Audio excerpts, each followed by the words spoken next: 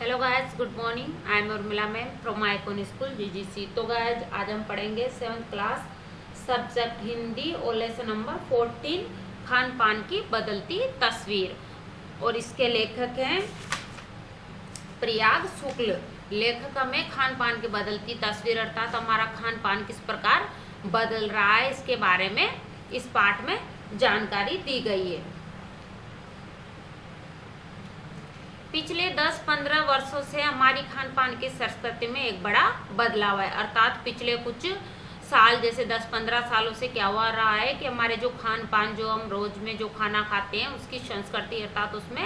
बदलाव आ रहा है, अर्थात फेरबदल हो रहा है। इडली, डोसा, बड़ा सांभर, रस्म अब केवल दक्षिण भारत तक सीमित नहीं, अर्थात ये जो दक्षिण भारत के व्यंजन है इडली, डोसा, बड़ा, सांभर, रस्म अब केवल ये दक्षिण भारत तक ही सीमित, अर्थात ये दक्षिण भारत तक ही उपलब्ध नहीं है, ये उत्तर भारत के भी हर शहर में उपलब्ध है। अर्थात ये उत्तर भारत के जो शहर है उनमें भी अब ये मिलते हैं।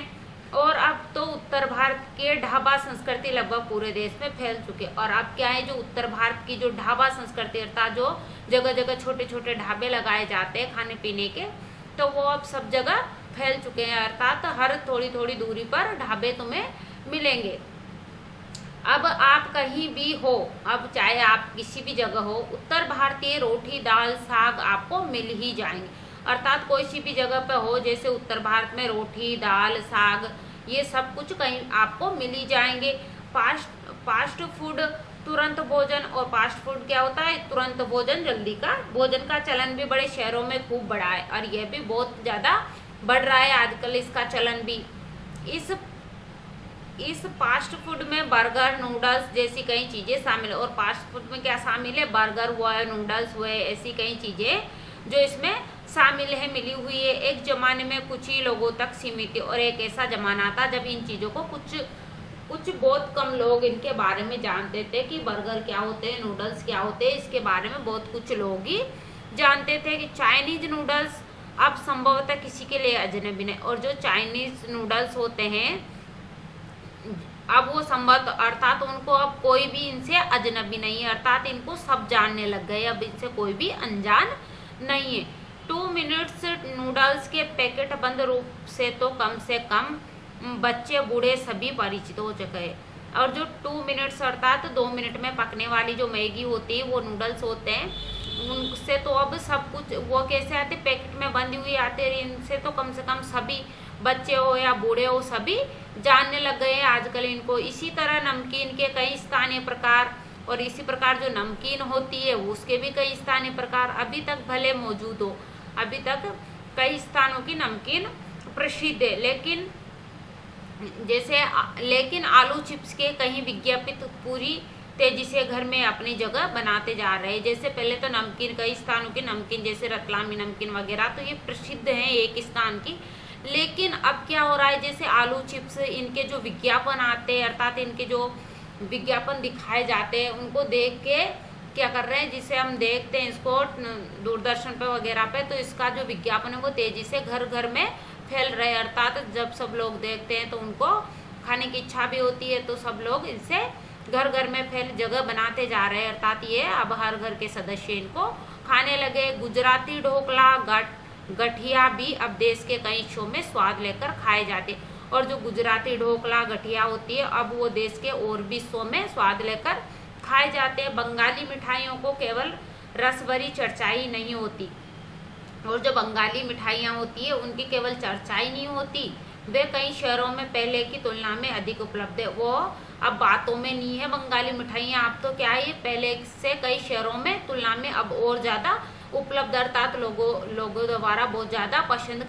करने लगे हैं, इसलिए ये हर जगह मिल जाती है। यानी स्थानीय व्यंजनों के साथ ही अब अन्य प्रदेशों के व्यंजन पकवान भी प्राय हर क्षेत्र में मिलते हैं। पहले तो क्या होता था कि स्थानीय जहाँ के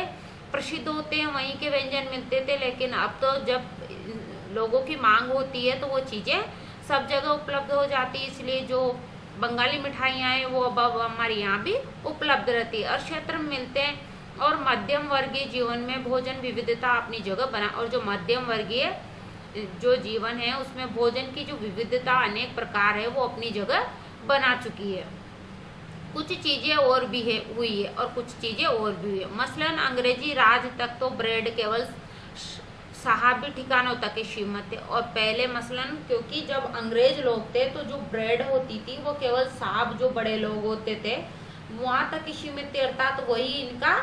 उपयोग करते थे, वो लोग ही इनको खाते। अब कस्बों तक पहुंच चुके और अब तो छोटे छोटे कस्बों तक भी ब्रेड पहुंच चुकी है और नाश्ते के रूप में लाखों करोड़ों भारतीय घरों में सेकी तली जा रही। और जो नाश्ते के रूप में सुबह का जो नाश्ता होते हैं वो लाखों करोड़ों भारतीय घर हैं, उसमें कोई शेक कर उस पर घी मक्खन लगा के खाता है या फिर कोई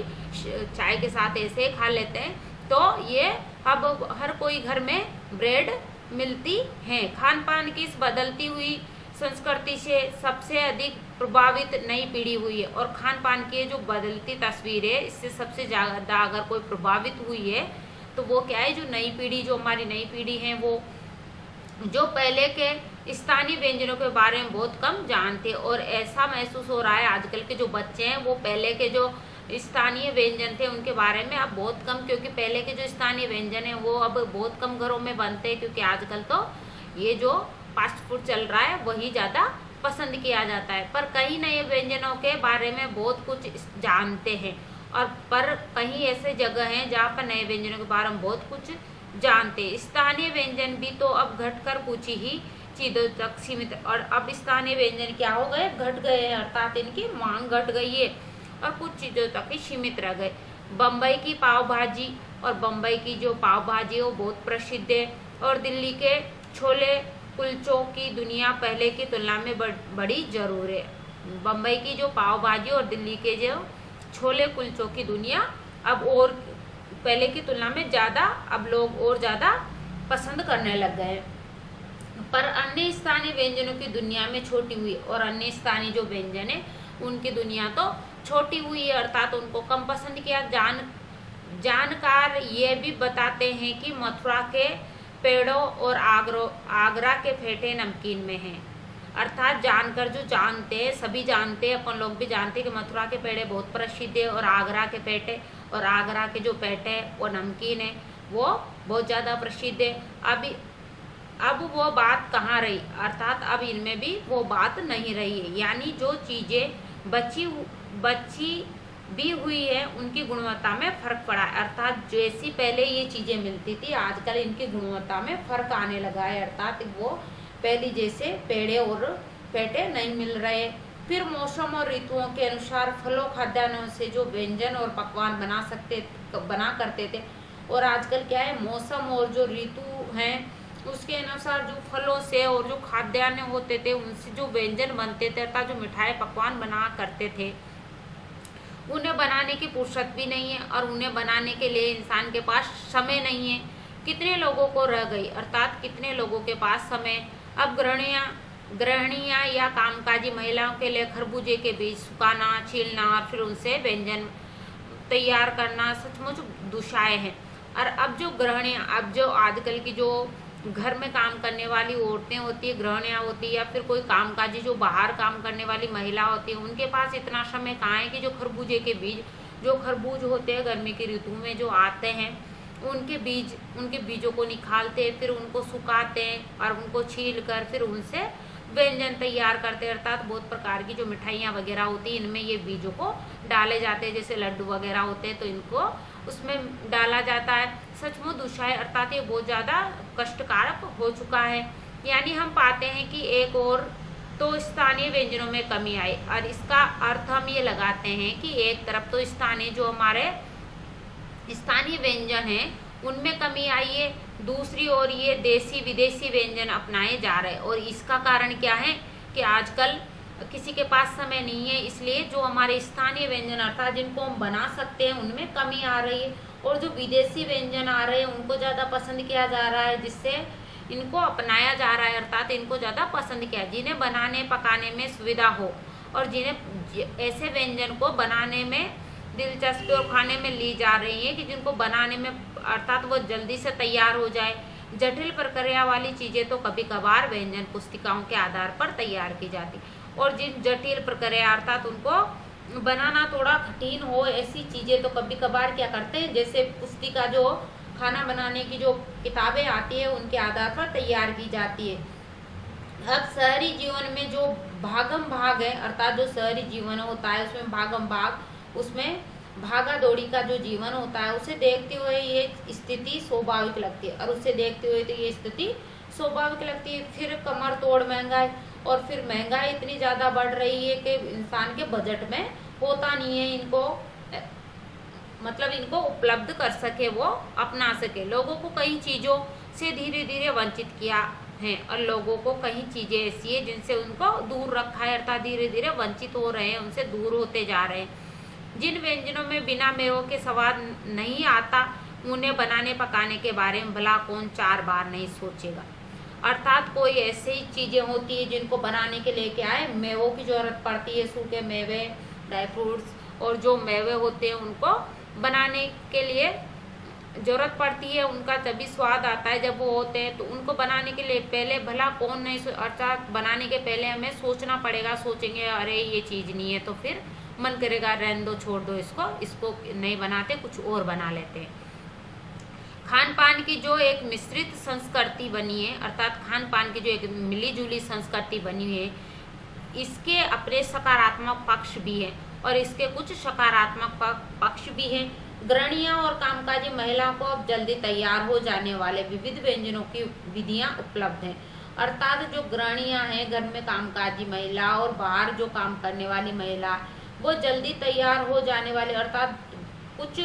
पलों में बन जाने वाले ऐसे विभिन्न प्रकार के व्यंजन हैं, उनकी विधियां, अर्थात उनको किस प्रकार बनाया जाता है, ये उपलब्ध है। नई पीढ़ी को देश विदेश के व्यंजनों को जानने का सुयोग मिला, और नई पीढ़ी है हमारी, उसको क्या है, देश विदेश में जो व्यंजन बनते हैं उनको जानने का सहयोग मिला है, अर्थात उनको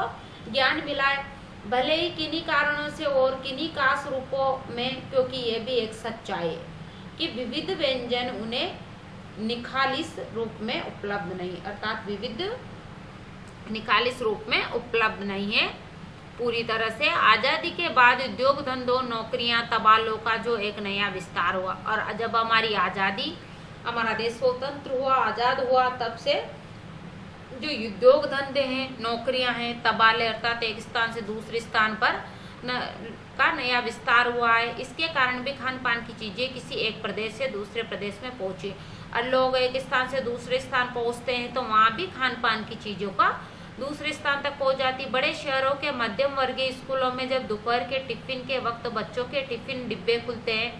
तो उनसे विभिन्न प्रदेशों के व्यंजनों को एक खुशबू उड़ती है। अर्थात जो बड़े बड़े शहर होते हैं उसमें मध्यम वर्गीय स्कूल होते हैं, बड़े स्कूल होते हैं, उसमें बड़े घरों के बच्चे आते हैं, तो उनके जो टिफिन होते हैं, उन बच्चों के टिफिन खुलते हैं तो उनमें विभिन्न प्रकार के, अर्थात अलग अलग घरों के अलग अलग प्रदेशों के बच्चे होते हैं, तो उनके टिफिन में भी अलग अलग व्यंजन बने होते हैं और उनकी खुशबू उठती है। हम खान पान से भी एक दूसरे को जानते हैं, अर्थात हम खान पान से भी एक दूसरे को जानते हैं। इस दृष्टि से देखें तो खान पान की नई संस्कृति में राष्ट्रीय एकता के लिए नए बीज भी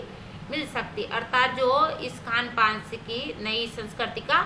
राष्ट्रीय एकता के लिए नए बीज भी मिल सकते हैं। बीज भली भांति तभी अंकुरित होंगे जब हम खान पान से जुड़ी हुई चीजें, दूसरी चीजों को और भी ध्यान देंगे, अर्थात हम दूसरी चीजों की ओर भी ध्यान देंगे। मसलन हम उसी बोली, बानी, भाषा, भूषा आदि को भी किसी न किसी रूप से ज्यादा जानेंगे जो किसी खान पान विशेष से जुड़ी हुई है। इसी के साथ ध्यान देने की बात यह है कि स्थानीय व्यंजनों का पुनरुद्धार भी जरूरी है, अर्थात जो स्थानीय व्यंजन है उनका फिर से उन्हें लागू किया जाए, जिन्हें अब एथनिक कहकर पुकारने का चलन पड़ा, और जिन्हें अब क्या कहे, एथनिक कहकर पुकारने का चलन पड़ा। अर्थात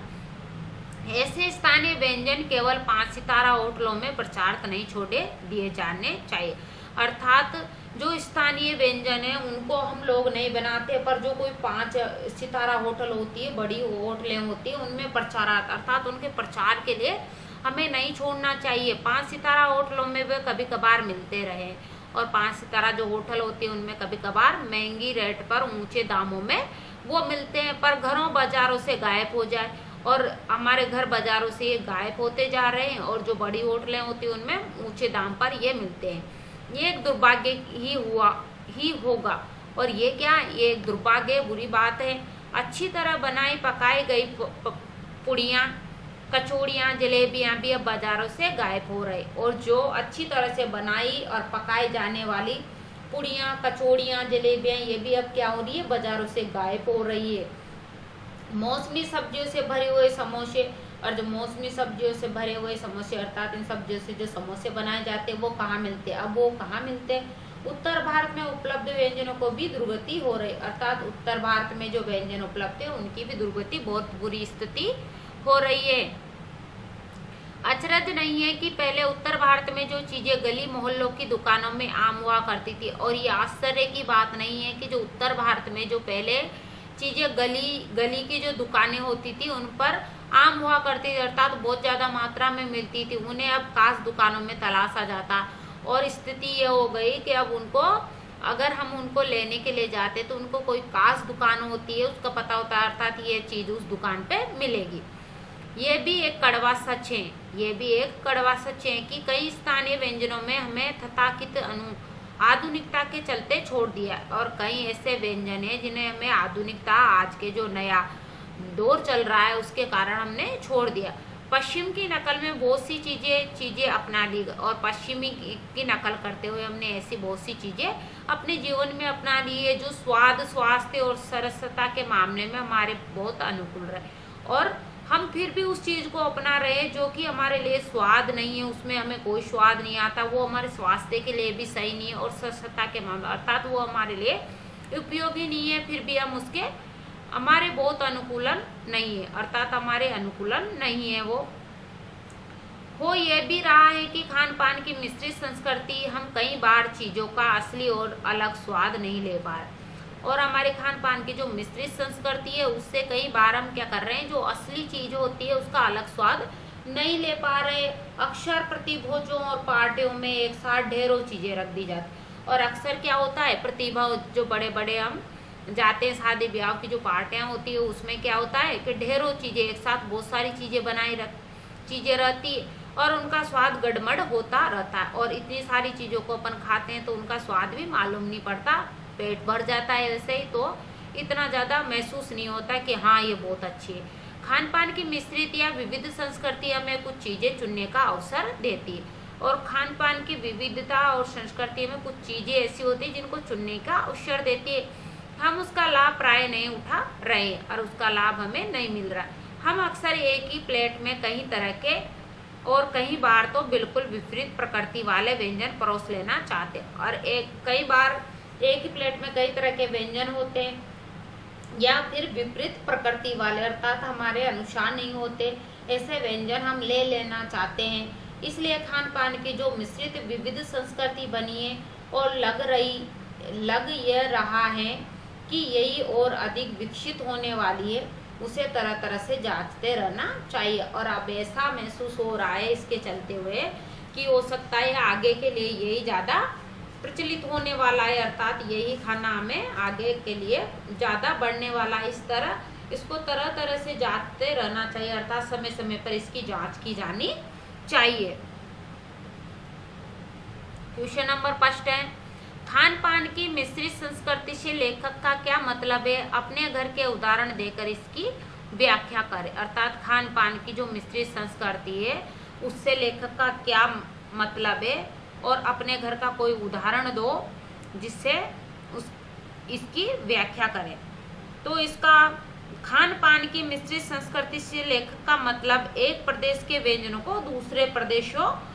प्रदेशों में प्रचलित होना, अर्थात एक देश का जो व्यंजन एक राज्य का व्यंजन दूसरे राज्य में प्रचलित होता है, अर्थात एक स्थान से दूसरे स्थान, जैसे गुजरात का ढोकला और गठिया अन्य प्रदेशों में भी आ गया, जैसे गुजरात का ढोकला और गठिया है वो आज हमारे यहाँ भी प्रचलित है। हमारे घर में भी खान पान की मिश्रित संस्कृति चल रही है, अर्थात हम भी उन चीज़ों को, जैसे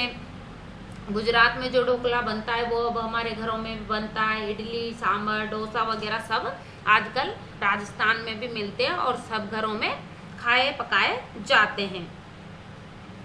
इडली सांभर और ढोकला बहुत पसंद है, और जब घर में बनते हैं, इसी प्रकार ब्रेड के नाश्ते में भी चलती है, और इसी प्रकार आजकल ब्रेड का नाश्ता भी करते हैं। तो उत्तरी भारत के स्थानीय व्यंजनों के साथ हम अन्य प्रदेशों का व्यंजनों का स्वाद भी ले रहे, अर्थात अब हम भी इनके स्वाद ले रहे हैं। क्वेश्चन नंबर 2 है खान पान में बदलाव के कौन से फायदे, अर्थात खान पान के बदलाव के, अर्थात खान पान को बदल के खाने से हमें क्या फायदे। फिर लेखक इस बदलाव को लेकर क्यों चिंतित, अर्थात इनसे भी हमें फायदे भी है, फिर भी लेखक इनको लेकर क्यों चिंतित है, तो इसके बारे में बताइए। तो खान पान में बदलाव के कई फायदे, अगर हम बदल बदल कर खान पान लेंगे तो उससे फायदे भी है हमारे लिए। इससे भोजन में विविधता आएगी, और इससे भोजन में क्या आएगी, विविधता आएगी। गृहिणियों और कामकाजी महिलाओं को शीघ्र तैयार हो जाने वाले व्यंजनों का परिचय मिलेगा, अर्थात जल्दी से बनाने वाले भोजन की जानकारी हमें मिलेगी।